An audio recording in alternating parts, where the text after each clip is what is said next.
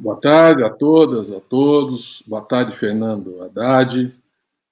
Vocês dispensam a apresentação, a grande liderança política do país, ex-prefeito de São Paulo, ministro mais longevo da educação, com grandes conquistas e transformações, nosso candidato que honrou muito a disputa presidencial com 47 milhões de votos. Enfim, uma liderança fundamental e com uma grande capacidade de análise, uma excelente formação intelectual, um momento tão complexo e tão desafiador para o povo brasileiro. Nós estamos lançando hoje aqui um novo programa, Pauta Brasil, com uma rede de colaboradores, de parceiros, que eu quero aqui já antecipadamente agradecer, a TV PT, que vai participar todas as segundas, quartas e sextas-feiras, das 17 às 18 horas. Vocês preservem a agenda para a gente poder fazer discussões qualificadas sobre o Brasil, a pauta prioritária do Brasil. Nós temos aqui a TV PT, o Brasil 247, o Diário do Centro do Mundo, a revista Fórum, hoje o Facebook do Haddad, do Lula, da Dilma, da bancada. Nós estamos ampliando a rede de colaboradores para a gente poder, de fato, fazer com que as ideias, a reflexão atinja cada vez mais pessoas e permita um debate qualificado que o Brasil precisa nesse momento. Esse primeiro programa é sobre as perspectivas para 2021. Eu vou pedir desculpa nessa primeira rodada, porque nós não conseguimos ainda montar um sistema para que haja uma interação nessa pós-TV, que é a TV para a internet, esse mecanismo que nós temos aqui hoje. Porque como são muitos portais e muitos parceiros, nós não temos ainda como eleger as notícias, superchat, uma pergunta inteligente, uma participação interessante, mas nós vamos tentar construir um sistema para que isso seja possível. Talvez eleger uma, duas questões por portal e assegurar com isso que todos possam participar. Então, feita essa explicação, nós vamos iniciar a nossa reflexão com o Fernando Haddad. Como é que você olha esse 2021, a pandemia acelerando, uma recessão grave, a economia mostrando que está arrefecendo aquele princípio de recuperação econômica, uma situação social dramática, esse episódio de Manaus, que é uma tragédia humanitária sem precedentes, enfim, o Brasil completamente isolado, desgoverno. Como é que você vê a oposição nisso? Como é que a sua primeira abordagem, sua primeira reflexão sobre os grandes desafios do país, a nossa pauta, o desafio que nós temos da luta democrática e popular para esse ano de 2021? Bom, Luiz, em primeiro lugar, cumprimentar a todos pela iniciativa. Acho que o Brasil está precisando ouvir novas vozes. Infelizmente, no Brasil, a grande imprensa limita demais o pluralismo, que é uma obrigação democrática, fazer com que a população e cada cidadão possa avaliar os melhores argumentos, as melhores ideias, né, a melhor estratégia para tirar o país das múltiplas crises que ele enfrenta. E o momento agora é muito delicado, talvez o mais delicado que a gente tenha vivido até aqui, porque são crises sobrepostas, né, das quais nós não estamos conseguindo sair por uma completa inação do governo Bolsonaro, que quando se mexe é para atrapalhar o destino do país. Veja vocês, eu vou fazer uma recapitulação do que aconteceu nas últimas 2 semanas. Eu não vou falar de 2 anos. Falar de 2 semanas. Nós tivemos a crise com uma das primeiras montadoras que se instalaram no Brasil. A Ford, depois de 100 anos, está deixando o Brasil. Para ir para onde? Para a Ásia? Não. Para ampliar a sua produção no Uruguai e na Argentina. O presidente da República, há 1 ano atrás, festejou o fato de nós estarmos exportando abacate para a Argentina. E é de lá que nós vamos ter que importar carros, porque a Ford para de produzir esse ano carros no Brasil depois de 100 anos. Tivemos o colapso do sistema de saúde pública e privada, né, de uma capital importante como Manaus. Agora, essa mesma crise se estende para o interior do estado do Amazonas, onde a situação logística é ainda mais dramática. Fazer chegar os insumos para a rede de saúde atender a população, em termos de leito de UTI, respiradores e agora a vacina finalmente aprovada pela Anvisa, depois de enorme pressão nacional e internacional para que o Brasil tomasse juízo e tomasse as providências necessárias para atender a população. Ontem, você foi ministro da Educação e sabe muito bem o impacto que isso vai ter na vida de milhões de estudantes brasileiros que, graças a governos progressistas, passaram a sonhar com a universidade. Ontem nós tivemos o recorde de abstenção no Enem, mais de 50% das pessoas deixaram de ir à prova, e muitas que foram aos locais pré-estabelecidos pelo MEC, pelo INEP, deixaram de fazer a prova, porque não foi previsto o fato de que as pessoas não poderiam estar aglomeradas na mesma sala de aula. Portanto, tinha que haver um distanciamento de segurança entre os jovens que foram fazer a prova. Não sabemos, não temos a estimativa de quantos milhares de brasileiros deixaram de fazer a prova. Sabemos os que não fizeram, mas os que foram e deixaram de fazer, nós ainda não temos a estimativa. Isso vai dar ensejo a muitas ações judiciais, vai comprometer a qualidade e a credibilidade do exame, sem que tivesse acontecido absolutamente nada que não permitisse ao INEP planejar a logística da prova, porque bastava duplicar os locais de frequência e anunciar as providências. Ou seja, o que o ministro da Educação devia ter feito? Chamado uma rede nacional de rádio e televisão e explicado para os estudantes que o MEC tinha tomado todas as providências para que todos pudessem fazer em segurança a prova, o distanciamento necessário. Nada disso foi feito e, portanto, o ministro não tinha o que dizer ao país. Resultado, pais e estudantes inseguros diante do colapso do sistema de saúde resolveram tomar a providência mais correta, preservar a vida dos seus filhos. Qualquer um de nós pensaria 10 vezes antes de mandar um filho fazer o Enem sem uma comunicação oficial do Ministério dando segurança para as famílias de que a logística estava sendo cuidada para esse fim. Eu estou falando de casos estamos com uma crise internacional, o Brasil está totalmente isolado do resto do mundo. Nós já estávamos com problemas com a China, que é o nosso principal parceiro comercial, responde por 2/3 do nosso superávit comercial, 2/3 do nosso superávit. Nós devemos à China, estamos em crise com o Mercosul, com o Mercosul já desde o começo, mas com a União Europeia. Mais uma vez, Alemanha e França emitem sinais de preocupação com o Brasil, e agora com a derrota, a sobeja derrota do Trump, que felicitou a humanidade, porque é uma pessoa que demonstrou, inclusive, como último ato da sua administração, gerar pânico na maior democracia do mundo, tivemos a vitória do Biden, que tem todas as reservas em relação ao governo Bolsonaro, pela completa falta de sintonia com aquilo que é caro hoje a todo o país responsável com a pandemia, com o meio ambiente e com todos os valores democráticos que precisam ser reiterados nesse momento de crise internacional.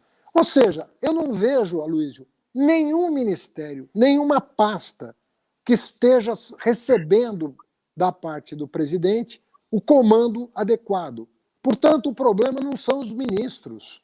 Essa é a conclusão óbvia que se pode chegar. Nós temos um problema dramático no Brasil, que é ter levado a presidência da República, talvez o pior dos brasileiros, no pior momento que nós estamos enfrentando. Por isso, eu penso que os partidos progressistas deveriam se dedicar muito, durante 2021, sobretudo, diante do novo horizonte que a ciência nos oferece, de nos imunizarmos com segurança, e realmente trabalhar esse ano para fazer política com P maiúsculo e colocar os interesses nacionais acima de qualquer outro interesse, porque nós temos que cuidar das pessoas mais do que nunca.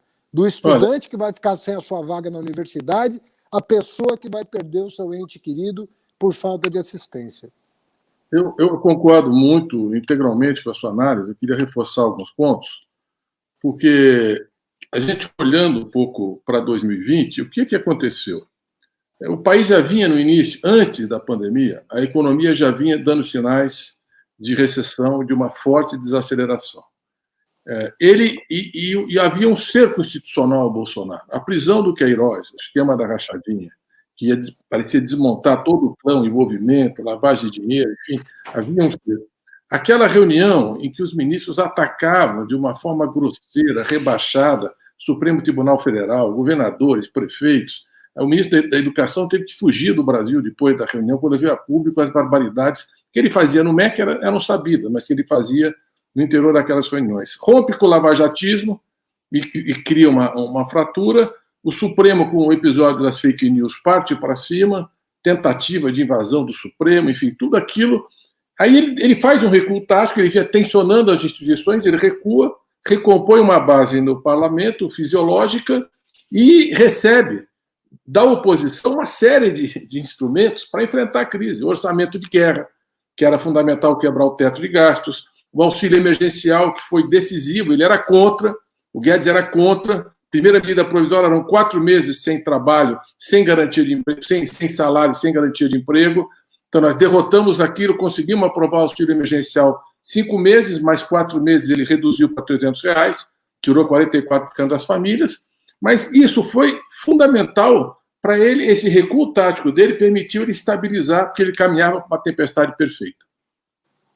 Ele recua, recompõe, mas o que nós não podemos esquecer é que o Bolsonaro sempre defendeu a ditadura, sempre defendeu o golpe, hoje ele fala disso novamente, tortura. Então, o projeto estratégico dele pode ser a desestabilização. Assim como o Trump tentou deslegitimar a eleição, e eles construíram a mesma coisa na Bolívia, quando o Evo ganhou a primeira eleição, e eles, através da OEA, de mecanismos que depois foram desmascarados, e a segunda eleição enterrou aquela tese, eles conseguem derrubar um governo democraticamente eleito, com milícia, com setores da polícia, as suas armadas aquarteladas. Ele vinha construindo também uma narrativa, se eu perder, é fraude eletrônica. Quer dizer, ele se elegeu, desde que eu cheguei no Congresso em 1990, como deputado, chegamos junto lá na Câmara, os filhos se elegeram, 3 filhos são parlamentares, ex-mulher parlamentar, foi eleito presidente da República e disse que o sistema não funciona se ele não vencer. Então, ele vem construindo uma narrativa muito... Esse recuo tático não deve nos esquecermos, nós não podemos esquecer o que nós estamos enfrentando.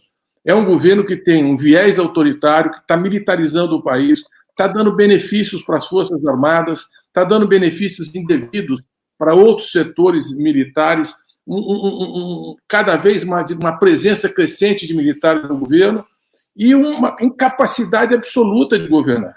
Você falou do Enem, foram 4 ministros da Educação em 2 anos, e alguns que só trouxeram retrocesso e desmonte. 4 presidentes do INEP, 4. Aquilo ali é uma instituição extremamente complexa. Organizar o Enem, na nossa época, eram 3.600 pontos de atenção, 11 módulos. Aquilo ali é um sistema que exige rigor, cuidado, precisão para poder realizar. Eles colocam alguém que não tem nenhuma experiência na administração pública, mudam aquilo com gente que não tem nenhuma vocação. Agora morreu o diretor responsável, que era um coronel, quer dizer, não era um pedagogo, um educador, alguém especializado em avaliação, com tradição de exames de grande ângulo, os maiores exames do planeta. Então, só podia dar nessa tragédia, nesse grave equívoco. Agora, o que eu vejo para 2021? A pandemia não tem recuperação econômica em V. Em V é a pandemia que voltou. A recuperação econômica está arrefecendo, sem os estímulos fiscais. Nós estamos falando aí de mais de 850 bilhões de reais de déficit no ano passado, não tem sustentação. Só de auxílio emergencial foram 320 bilhões de reais, quase 10 Bolsas Famílias. Então, não há perspectiva de recuperação. Nós estamos caminhando numa desaceleração novamente, um quadro de estagnação e uma crise social sem precedentes. Fernando, nós temos 14 milhões de desempregados. Pelo Covid, aquele PNAD de Covid, 23 milhões de famílias não estão trabalhando e gostariam de trabalhar. Você tem que somar isso. Sim. Nós estamos falando aí de 37 milhões de famílias. E você, num quadro como esse, de quase 40 milhões de desempregados, sem o auxílio emergencial e com esse teto de gastos que vai sacrificar a educação, saúde, ainda mais as políticas sociais, essa conta ainda não chegou. Porque o custo de vida, a alimentação subiu 15% o ano passado, continua pressionando a vida das pessoas, os aluguéis cresceram brutalmente. Então, a inflação para a baixa renda foi o dobro das pessoas que têm mais posse. O dobro o ano passado. Então, o custo de vida subindo, e quando chegar agora em janeiro, ainda tem uma sobra do Bolsa Família, mas a partir de fevereiro é um abismo social. Nós vamos para uma crise social de grande magnitude, que ainda não chegou. O que é que chegou, que está fazendo ele desabar nas pesquisas? O que chegou foram as imagens de Manaus. As pessoas morrendo porque não tinham oxigênio. E o ministro da Saúde tinha estado lá. Há 10 dias antes, o governo sabia que aquilo poderia acontecer. Nenhuma providência foi tomada. A Venezuela foi agredida por esse governo, imediatamente deslocou caminhões e médicos para tentar socorrer Manaus, numa atitude solidária por uma incapacidade do governo de gerir o país. A vacina, um país desse tamanho, 223 milhões de pessoas, altamente contaminado. Nós temos em torno de 9% da contaminação do planeta, somos 2,7% da população. 11% das mortes, quase 4 vezes mais que a média mundial. Com recursos econômicos, que ainda é uma economia importante. Todos os laboratórios tinham interesse em fazer parceria com o Brasil. Eles não fizeram. Atacaram a vacina da China, desprezaram, disseram que não iam comprar, criaram todo tipo de dificuldade, não construíram uma alternativa. Então, nós estamos agora... Aí saíram correndo, tentando pedir vacina para a Índia. A Índia tem mais de 1 bilhão de pessoas para vacinar, a China a mesma coisa. O Brasil tinha que se antecipar, tinha que ser precavido, tinha que coordenar essa iniciativa, tinha que fazer várias parcerias para cobrir essa população. Então, com atraso, mais de 50 países já tinham começado, nós não temos vacina para a população toda esse ano. Não tem perspectiva de que isso vá acontecer, não tem um calendário, não conseguiram licitar a injeção, não conseguiram fechar o contrato de participação com os outros países, de parceria. Então, eu vejo um quadro muito grave da pandemia, que ela está se acelerando, em V, eu insisto, o Guedes falou, não, a recuperação vai ser em V, não será em V, em V é a pandemia. Em vários, inclusive São Paulo, ela já está ficando maior do que o início do processo. Sem a perspectiva de uma vacina no curto prazo, isso vai impactar ainda mais a economia. Sem o auxílio emergencial, com orçamento de guerra, e numa situação que está ficando visível, total descoordenação, falta de gestão, nós estamos indo por uma situação muito difícil, econômica, saúde pública e política. Como é que você vê o cenário político para 2021? Porque tem, na realidade, a única vacina para esse país é o impeachment do Bolsonaro. Essa é a verdadeira vacina para enfrentar essa crise. Eles não têm capacidade gerencial. E só para concluir, você vê esse episódio da Ford. Não tem mais Ministério de Indústria e Comércio. Não tem alguém que cuida da interlocução com a indústria. Eles nem sabiam, foram pegos de surpresa. Com a Sony também. A Sony foi embora do Brasil, foram pegos de surpresa. Não tem, quer dizer, o Ministério da Fazenda centralizou Fazenda, Planejamento, Indústria e Comércio, Previdência, Trabalho, e não consegue dar conta de coisa alguma. Preso numa visão ortodoxa, numa visão neoliberal, que está mostrando para o mundo inteiro o completo fracasso. Essa crise precisa de Estado, precisa de política pública, precisa de gestão, precisa estimular o investimento, precisa de programas de emprego emergencial, precisa de auxílio, precisa de apoio à micro e pequena empresa. O Biden está lançando um programa de 1 trilhão e 900 bilhões de dólares. E nós, com esse discurso de reforma, de continuar tirando direitos dos trabalhadores, tirar os pobres do orçamento, nós vamos viver uma situação muito, muito grave. E nós não podemos descartar a vocação autoritária do Bolsonaro, a vocação ditatorial. Então, nós precisamos de uma grande frente democrática e de uma grande mobilização política para emparedar essa iniciativa autoritária e impedir esse desmonte do país, desmonte da indústria, desmonte das políticas. O sistema de vacinação nosso tem mais de 100 anos, tem uma larga tradição, a idade do Butantan, e nós não podemos aceitar que isso continue assim. Eu vejo com muita preocupação 2021 e acho que a única resposta política é uma frente de oposição, a esquerda mais unida, coesa, como acho que avançamos no parlamento, de atitudes comuns das bancadas. Elas são minoritárias, mas junto, pelo menos, são 130 deputados. Isso dá alguma força para você interferir, para pautar, para tensionar. E aumentar a mobilização popular. Eu vejo com muita simpatia a ideia de carreatas nesse momento, porque é compatível com a pandemia e dá para fazer manifestações muito fortes, assim como os panelaços estão voltando. Nós precisamos avançar para mostrar o tamanho dessa insatisfação e o povo sentir segurança que tem que mudar o rumo da história, que nós não podemos continuar empurrando com a barriga essa tragédia que se chama o governo Bolsonaro. Aloysio, eu queria retomar da onde você parou, porque eu acho que você coloca uma questão muito importante. Eu queria botar o dedo na ferida um pouquinho para o nosso ouvinte, para esclarecer um ponto de vista que não é pessoal, que é um ponto de vista de um campo político, mas para que as pessoas notem o que está em jogo nesse momento no Brasil. O Guedes, ele foi contratado para desmontar o Estado.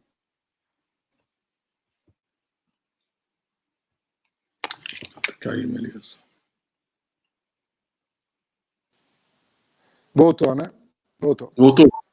O Guedes foi contratado para desmontar o Estado brasileiro. Ele não foi contratado para construir o Estado brasileiro, para reformar o Estado brasileiro, como dizem, né, para aperfeiçoar as políticas públicas. Não.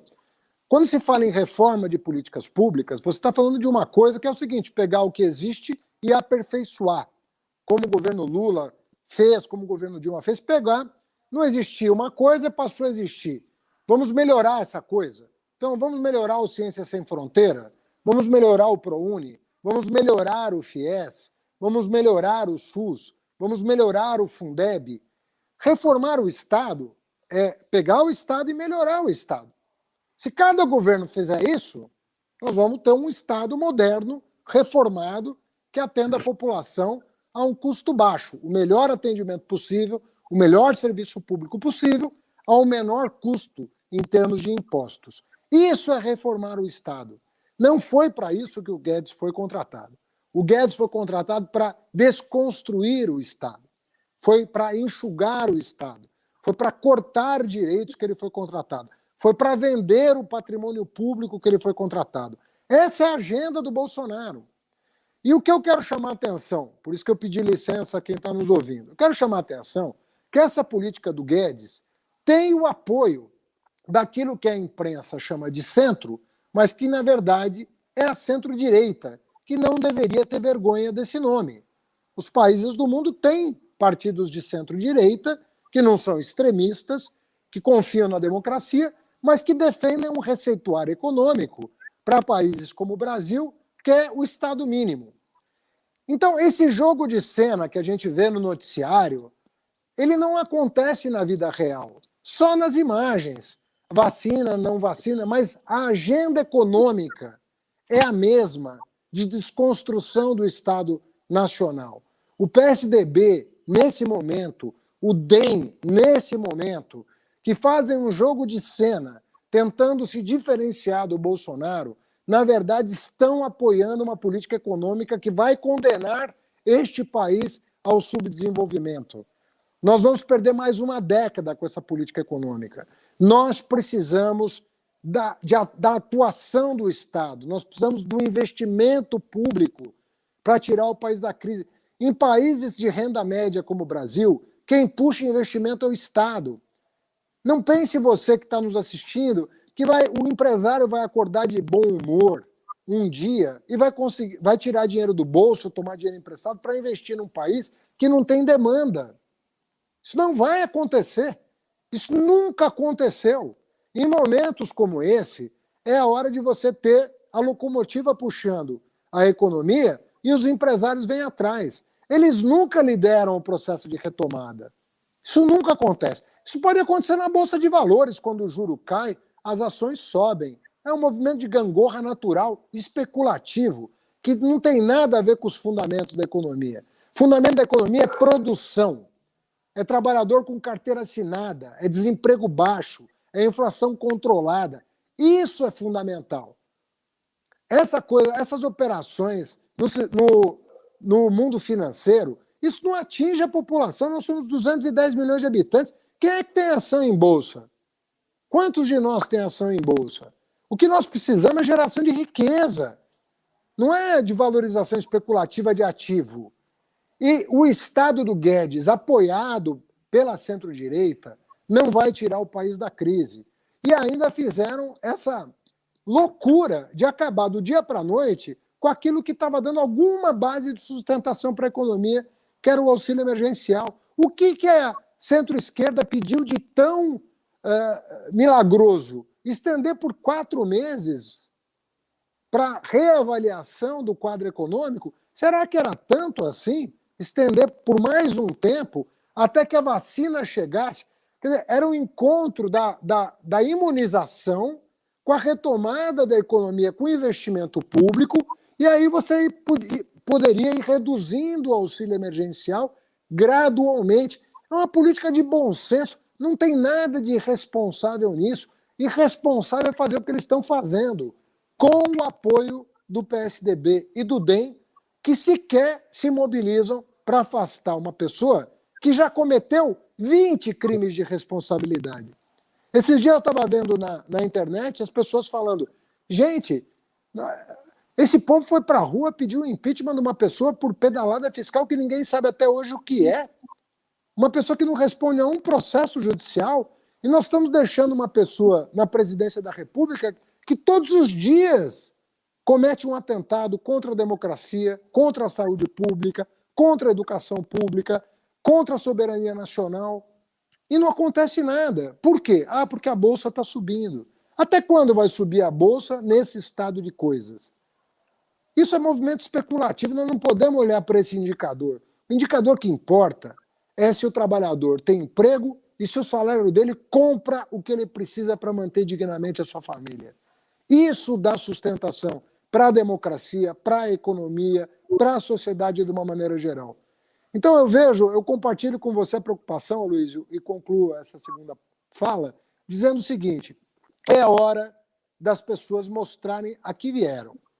É muito bonito você aparecer na televisão dando bronca em A, B ou C. Eu quero saber, na prática, concretamente, qual vai ser o posicionamento dos partidos de centro-direita no Congresso Nacional em relação ao descalabro do governo Bolsonaro. Porque é isso que vai mudar efetivamente a vida das pessoas, para melhor.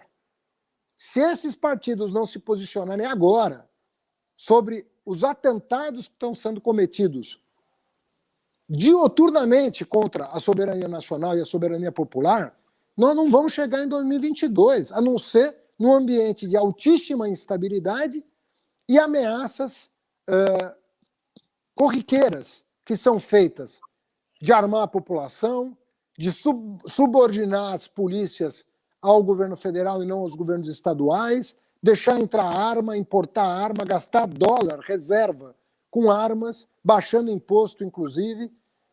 Nós vamos gerar mais instabilidade no país. Então, eu faço um apelo para os partidos de centro-direita. Ponham a mão na consciência. Vocês erraram em 2018. Vocês colocaram esse país no maior risco que ele já viveu, de todos os tempos. Ponham a mão na consciência. Façam um exame de consciência e se posicionem. Parem de fazer jogo de cena. Se posicionem como pessoas honradas que colocam o interesse nacional acima de interesse partidário. Essa é a hora de fazer isso. Essa é a hora de fazer o meia-culpa, de colocar o Brasil, do tamanho que ele tem, no colo de uma pessoa insana, com vários problemas, e o menor deles é o fato dele não saber administrar nada. Porque quando ele age contra os interesses do país. É disso que nós precisamos falar. De fazerem o meia-culpa do que fizeram em 2018 e evitar um desastre daqui para 2022. Eu acho importante o que você falou, porque quando ele disse assim, não, é que não dá para fazer nada. Não dá para fazer nada, sai, né? Na verdade, quando ele não faz nada, se ele não fizesse nada, era bem melhor do que ele faz, porque cada gesto é um desastre político, diplomático, econômico, social, de soberania, de grandes repercussões. Então, e muito importante também essa lembrança, né? Em 2018, nós tinha uma chance de ter impedido isso. Não foi por falta de advertência. Era só olhar o histórico dele, por mais que ele se escondeu na campanha, não foi nenhum debate, não teve coragem de enfrentar em nenhuma. E a imprensa fingiu que não estava vendo o que estava acontecendo. E o PSDB, fizeram campanha para o Bolsonaro, aberta, Bolsonaro. Hoje é atacado, chamado de canalha, apertada, assim, umas agressões totalmente desqualificadas, mas eles apoiaram, fizeram campanha, eles têm responsabilidade por tudo que está acontecendo. Os governadores do PDT fizeram campanha E o PDT, as principais lideranças, não se posicionou no segundo turno. Então, nós temos no PSDB lideranças que têm uma história democrática, mas não se posicionaram na hora que era decisiva para o futuro da democracia. Eu acho que mudou. Eu acredito que hoje, o segundo turno, por exemplo, entre você e o Bolsonaro, esses segmentos não tem mais como se omitir e nem como não votar pelo campo progressista, pela democracia, pelo Estado de Direito, pelos valores civilizatórios, pelo reconhecimento da ciência como a base das políticas públicas, no reconhecimento da medicina e da ciência e da pesquisa como a única resposta numa pandemia dessa natureza. Eu acho que tudo isso está reforçando essa perspectiva. Agora, nós precisamos discutir também o que nós vamos propor para o futuro. Esse debate programático ele é fundamental para nós sairmos e para ter convicção que dá para tirar o Bolsonaro e que dá para construir um país muito melhor, como nós já fizemos no passado. Então, nós desenvolvemos, você contribuiu muito com o Plano de Reconstrução e Transformação do Brasil, que nós temos aí os nossos núcleos de acompanhamento de políticas públicas, que tem medidas emergenciais, medidas para a saída da crise e medidas estruturais. Eu quero tratar de algumas delas, de forma muito rápida. Primeiro, essa questão. Não é possível, porque onde está a pandemia crescendo? Predominantemente entre os pobres. Onde ela está mais violenta, por exemplo, na cidade de São Paulo, é o fundão da Zona Leste. Então, nós precisamos proteger essa população. A vida, as pessoas não têm como fazer distanciamento social se tiver uma renda para sobreviver. Elas vão sair à busca do quê nessas condições, se expondo diariamente e acelerando a contaminação. Então, a pandemia, como nós dizíamos, não acabou. Ia voltando com muita força. Essa cepa do vírus, em Manaus, ele já tem várias mudanças genéticas, que ele é muito mais agressivo e muito mais... e se dissemina com muito mais...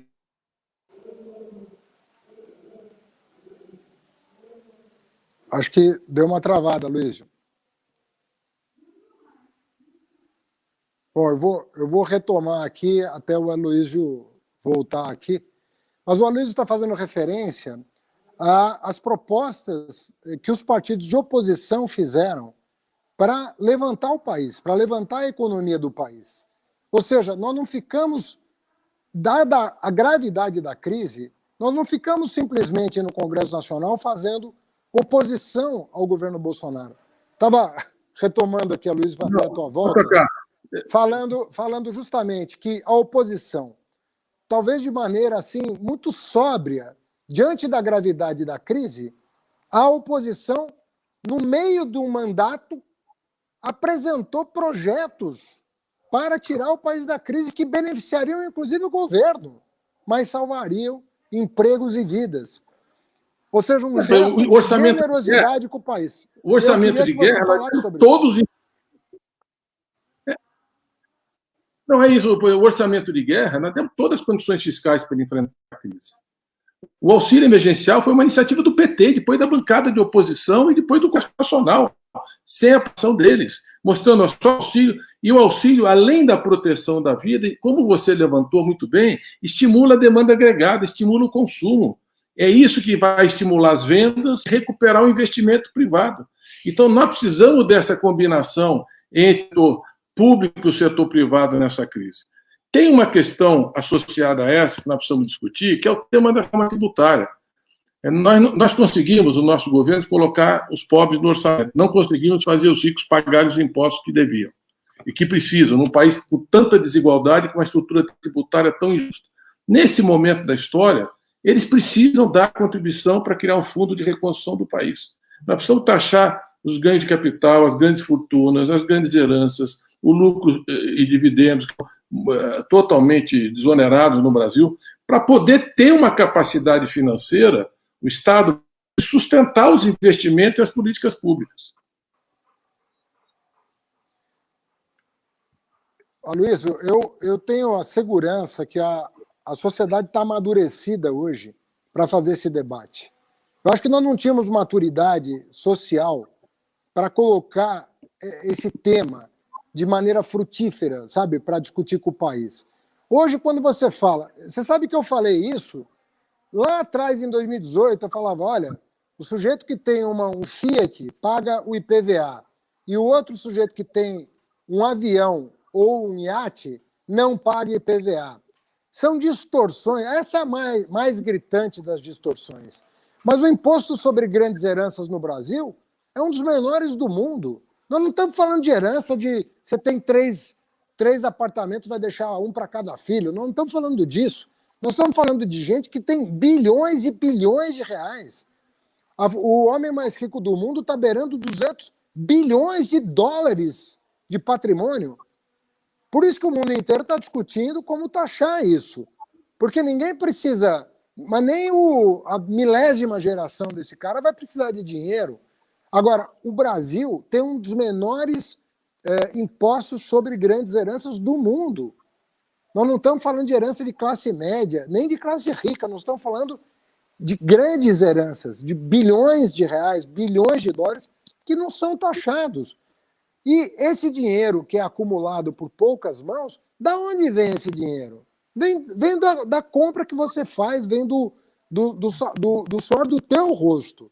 Você, quando de graça, usa uma plataforma de internet, você está gerando um fluxo que vai fazer com que aquela pessoa venda publicidade às suas custas. E aí a pessoa acumula 100 bilhões de dólares. Tá bem, se ganhou licitamente, ok, mas não vai pagar imposto sobre isso? Não vai pagar imposto sobre nada disso? É isso. Esse é o tema central, quer dizer, é por aí que nós vamos reconstruir. Evidente que o Estado tem condições de emitir, o país não está quebrado, tem 350 bilhões de dólares em caixa, nós deixamos 380 bilhões, nós não vamos voltar para a FMI, deixamos aí, fomos prudentes do ponto de vista da política econômica, a dívida pública era muito menor do que mesmo até o final do governo, com toda a sabotagem que nós tivemos, mas precisa enfrentar o tema da reforma tributária. O auxílio emergencial, tem que reformular o Bolsa Família. O Bolsa Família não tem reajuste desde a saída da presidenta Dilma. Eles não reajustaram o Bolsa Família. E hoje a cobertura é de 13 milhões de pessoas, nós estamos falando de 37 milhões de pessoas desempregadas e subempregadas. Aí vem o segundo tema também, muito decisivo, que é a questão do emprego. Não vai ter emprego mesmo que a economia volte a crescer a médio prazo, pelas mudanças tecnológicas e pelo tamanho do problema que se acumulou. Então, mesmo que a gente volte a gerar empregos, e voltaremos a gerar com uma outra política econômica, nós temos que colocar o emprego como objetivo da política econômica, não como subproduto. Então, a economia cresce e gera emprego. Tem que ter políticas de emprego nesse momento. Nós lançamos uma proposta que está no Congresso, que é uma jornada reduzida para os trabalhadores, um salário reduzido, mas ele recebe um salário com uma jornada reduzida, e a outra parte da jornada ele faz um curso de formação técnica profissional para voltar com mais qualificação para o empreendedorismo ou mesmo para disputar um mercado de trabalho em melhores condições, aumentar a eficiência e dar uma carreira, uma perspectiva e oportunidade. Então, e com isso nós poderíamos iniciar com obras públicas. Quer dizer, o Estado contratou para ser reforma de escola, de posto de saúde, estradas, quer dizer, o Estado gerar essa dignidade para o trabalho. As pessoas não podem ficar desempregadas e sem renda. Isso vai gerar saque, vai agravar a violência, a pequena violência pela sobrevivência, o desespero. O país não precisa disso. Nós temos tamanho, a economia, nós temos capacidade de produção para poder enfrentar isso. E o Estado tem que dirigir esse processo. Tem que olhar o emprego e a micro e pequena empresa. Só para concluir, a micro e pequena empresa é outro capítulo decisivo. Você vê na Itália, eles são 65% do PIB. Na Alemanha, são 60% do PIB. No Brasil, é 29%. Então, nós precisamos de política nessa crise, de fomentar os pequenos negócios, de apoiar com crédito, com estímulo, formar cooperativa, consórcio, disciplinar algumas atividades. Por exemplo, eu tenho repetido isso, que é muito importante. Em Paris, não tem grandes redes de supermercado. Só podem ser pequenas unidades. Para quê? Para gerar oportunidade de emprego. Na Itália, não tem rede de farmácia. Por que são unidades, cada farmacêutico uma farmácia? Para estimular o pequeno negócio. Agora, a participação deles no PIB é o dobro do Brasil. Então, nós precisamos olhar tanto a reforma tributária, taxar a renda e a riqueza, para desonerar o consumo e o investimento, para esse país crescer, quanto nós precisamos de uma política de emprego emergencial, pelo menos gerar 5 milhões de empregos para a gente começar a abrir um horizonte de perspectiva de saída. E olhar com muito carinho a micro e pequena empresa. elas podem muito mais do que tem feito, e o Estado tem que ter políticas públicas, sobretudo nesta crise, nessa perspectiva. E o último comentário. Nós precisamos digitalizar a periferia. As pessoas têm que ter o direito a ter internet. Os alunos pobres perderam o ano. Um ano da vida escolar é muito, e perderão mais, porque a pandemia não acabou. Não está seguro voltar para a sala de aula nessas condições. Você vê, São Paulo está batendo todos os indicadores de prudência. Isso não é só Manaus, não. O Rio de Janeiro está assim, as UTIs lotadas, os hospitais sobrecarregados, a pandemia avança e a vacina, você vê, aquelas 6 milhões de vacinas são 3 milhões de pessoas. Só faltam 220 milhões serem vacinadas no Brasil. Então, é muito importante, do meu ponto de vista, que a gente olhe isso com muita atenção. Colocar espaços de banda larga, escola, você teve papel fundamental na construção dos céus em São Paulo, na retomada e no processo de construção. A gente criar um espaço simples, que o aluno possa ir ali, no contraturno da escola, e nesse momento de pandemia, com aplicativos educacionais, estudar. Não vamos perder o tempo na educação, espaços simples. Não custa nada colocar banda larga, fazer uma parceria com as empresas que oferecem esse serviço e as prefeituras, os estados, com algum apoio da União. Eu aprovei um projeto agora para colocar os recursos do FUST. Aprovei esse ano de 2020, agora no final do ano. Colocar os recursos do FUST, que é o Fundo de Universalização do Serviço de Telecomunicações, para universalizar a banda larga. Vamos começar com os jovens para a educação. Esses meninos perderam um ano, como é que eles iam participar do Enem? Como é que eles vão ter perspectiva de futuro? Porque quem estuda escolhe o que pode fazer, quem não estuda escolhe ou não. É uma frase que eu gosto muito para estimular a educação. Então, o acesso à banda larga também é uma coisa barata, urgente e inadiável. E o Bolsonaro ainda quer impedir o 5G no país. Luiz, você falou de um assunto que é a pequena e média empresa. Eu queria conectar ele com outro assunto que estava no nosso programa de governo em 2018 e está no programa de reconstrução nacional da fundação que você preside. A reforma bancária. Gente, eu vou falar uma coisa que é um paradoxo. Nós seguramente estamos entre os melhores serviços bancários do mundo. Serviço bancário. O que significa serviço bancário? Você consegue, do teu celular, fazer inúmeras transações com e sem o apoio do seu gerente. Você tem na palma da sua mão uma pleiade de serviços para aplicar o seu dinheiro, para sacar, para fazer empréstimo automático, para fazer compra online. Serviço bancário no Brasil está muito avançado em termos de informática e tal. E nós temos o pior sistema de crédito do mundo. É o mesmo país. São os mesmos atores. É o serviço bancário mais moderno possível, com o crédito mais caro que você possa imaginar. Ninguém no mundo paga o juro que o tomador de empréstimo no Brasil paga. Não tem precedente de alguém pagando a taxa de juro acima da inflação que o brasileiro paga. Sem sistema de crédito, não tem como apoiar a pequena e média empresa. Não tem como. Porque ela vai... Eu já fui... Olha, eu já tive atacado de tecido, eu já tive construtora, eu já tive consultoria. Tem momentos da economia que você precisa recorrer ao banco. O problema todo é que quando o empresário pequeno e médio precisa recorrer ao banco, ele sabe que ele está com o pé na cova. Porque a taxa de juros é tão exorbitante que ele vai suar para conseguir sair do empréstimo. Quem é o pequeno empresário que está nos ouvindo sabe do que eu estou falando. Não tem crédito barato no Brasil. E a coisa que mais tem no mundo hoje é liquidez e crédito barato. Se você tem um parente fora do Brasil, pergunta para ele quanto é a taxa de juros de um empréstimo que ele quiser tomar hoje em qualquer banco do mundo. Pergunte para o parente que você quiser. Na América Latina, na Europa, nos Estados Unidos, no Canadá, na Austrália. Pergunte quanto que é a taxa de juros de um empréstimo para abrir um negócio ou para fazer uma compra de um bem durável.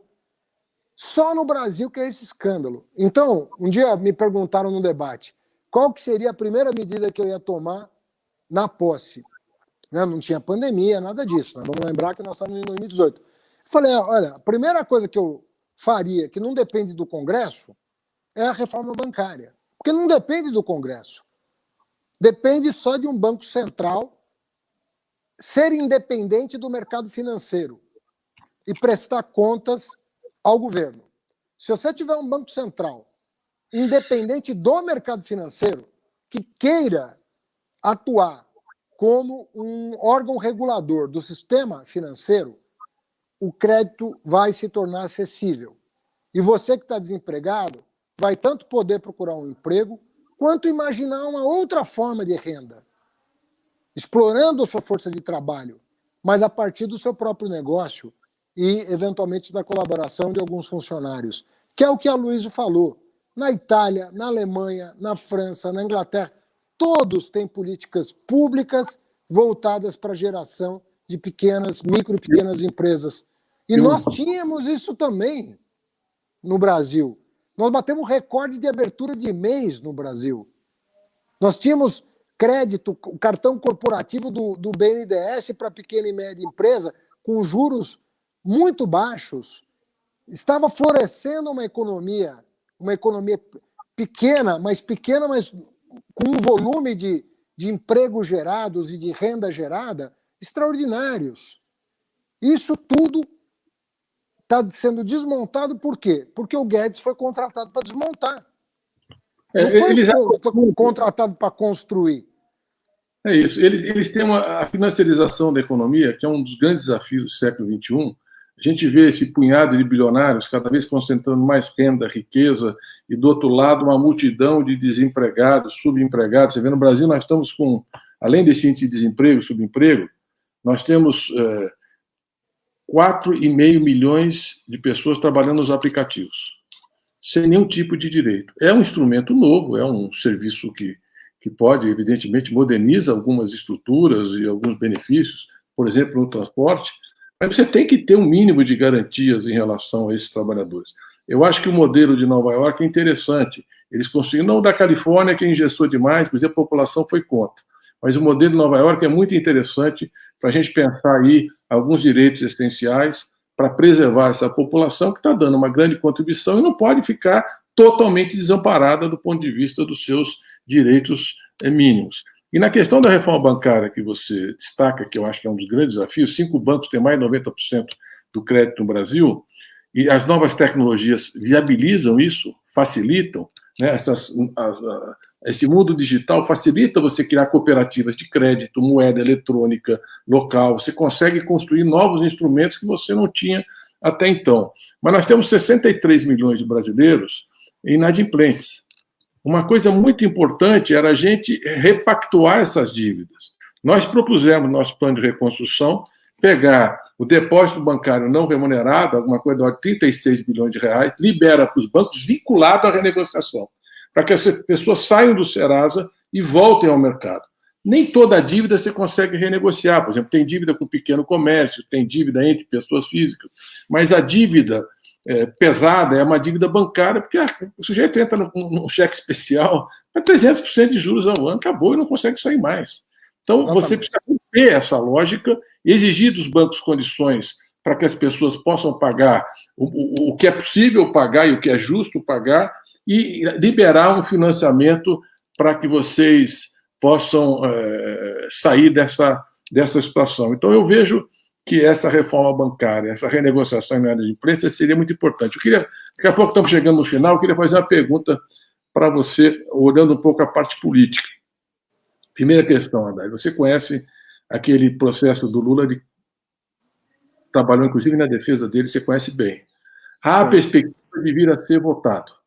O presidente Lula, agora, por decisão do ministro Lewandowski, uma decisão que eu acho absolutamente fundamental para o direito de defesa, deu acesso ao diálogo da Vaza Jato. Todo o comportamento do juiz Moro mostra que não houve isenção, não houve a independência, não houve uma cláusula essencial do sistema jurídico, um pilar, que é a independência do juiz em relação às partes, a isenção, para que ele não pode tratar a acusação como ele tratou, ele não é parte da acusação.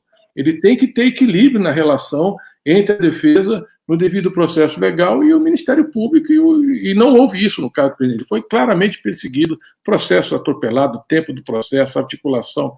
Você acredita que ele será julgado pelo Supremo? E julgado, você tem convicção de que o presidente será absolvido, será anulado esse processo e toda essa injustiça cometida? E qual a repercussão política que você avalia dessa decisão? Olha, Luiz, em primeiro lugar, eu queria ressaltar que toda pessoa séria nesse país sabe o que os governos do PT fizeram para fortalecer os órgãos de combate à corrupção. Nenhum governo, não é que tem outro que possa ser comparável. Eu estou falando que nenhum outro governo fortaleceu tanto o Ministério Público, a Polícia Federal, a Controladoria Geral da União e o Tribunal de Contas da União e o Poder Judiciário, inclusive federal, como os governos do PT. Nenhum outro governo. Não é o governo Bolsonaro que está destruindo, não. Estou falando de nenhum outro do passado. Ninguém fez o trabalho de fortalecimento das instituições de combate à corrupção. Portanto, a Lava Jato, ela tinha efetivamente a faca e o queijo na mão para fazer o que se esperava dela. E o que também ensejou grande esperança de que fosse acontecer. O que era para acontecer? Pegar o sistema político e depurar o sistema político. Ou seja, localizar em cada partido, em cada instituição, inclusive no Poder Judiciário, onde há juízes corruptos, onde há procuradores corruptos, usar todos esses instrumentos para fazer uma grande depuração na República. Como diz, como se diz no popular, separar o joio do trigo, em todas as instituições. Isso foi o que o governo do PT construiu e deu a faca e o queijo na mão daqueles que tinham o dever de fazer isso. O que a Lava Jato, com o tempo, se transformou? Num projeto político pessoal. Não há um único artigo do Código de Processo Penal que o Moro não tenha violado. Não existe esse artigo. O Moro chegou a grampear advogado da parte. Os advogados do Lula foram grampeados. Só isso já seria o suficiente, e tem sido o suficiente, para anular os processos. Mas o Moro não cometeu esta irregularidade. Ele cometeu um sem número de irregularidades, orientando testemunhas, pedindo troca do acusador, e não levando em consideração as provas trazidas pela defesa. É um rol enorme de irregularidades nesse processo. Portanto, se o Supremo se detiver nos autos, não olhar para o que a Rede Globo pensa, o que o jornal ABC pensa, se olhar para os autos, o que está nos autos, nem precisaria da Vaza Jato. O que está nos autos hoje já é o suficiente para anulação da sentença. O que a gente quer? Impunidade? Não, o que a gente quer é justiça. A gente quer que toda pessoa que cometeu irregularidade pague por isso, na medida da gravidade do seu delito. Delito grave, pena grave. Delito leve, pena leve. Mas que todos paguem na forma da lei. E os inocentes também recebam da justiça aquilo que é devido num processo legal, que é a justa absolvição. Então eu penso o seguinte: se o Supremo se detiver nas provas, né, ele não tem outra alternativa senão anular a sentença, o que restabeleceria os direitos políticos do Lula e daria a ele a condição de decidir o seu futuro. O PT estará com ele em qualquer cenário, porque nós sabemos o líder que nós temos. Nós sabemos a importância histórica do Lula.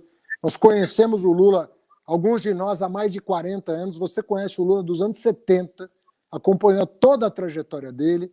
Eu conheço o Lula desde os anos 90, acompanho a trajetória dele, fui ministro dele durante 6 anos, sei com quem eu estou lidando. Uma pessoa que dedicou a vida ao país, né? Agora, o Moro tinha um projeto político, agora está prestando serviços para uma empresa que tem como cliente a Odebrecht, foi ministro do Bolsonaro, que ele ajudou a eleger. Quer dizer, não bastassem as provas que já estão nas mãos do Supremo, tem todo um comportamento completamente incompatível com regras mínimas de moralidade pública. Portanto, não há, na minha opinião, do ponto de vista da justiça, não há outro caminho senão reconhecer a injustiça e devolver os direitos ao presidente Lula. Acho que isso seria um passo muito importante para a reconstrução, para enfrentar essa judicialização da política, a partidarização da justiça e recompor o direito de cidadania, né, de ser tratado com todas as condições, seja quem for o cidadão, muito mais um presidente da República que tanto fez por esse país, dedicou a vida inteira, e o presidente seguramente que mais fez por quem mais precisava do Estado brasileiro ao longo dos seus governos.